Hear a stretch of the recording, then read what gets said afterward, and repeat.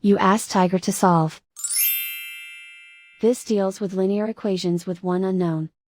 The final result is x equals 100 over 3. Let's solve it step by step. Simplify the expression. Find the greatest common factor of the numerator and denominator. Factor out and cancel the greatest common factor. Swap sides.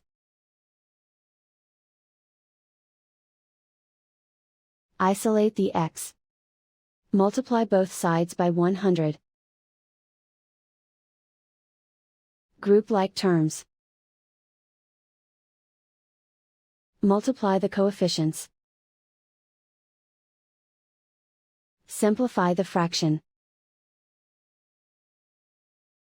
Multiply the fractions. Simplify the arithmetic. And so the final result is x equals 100 over 3.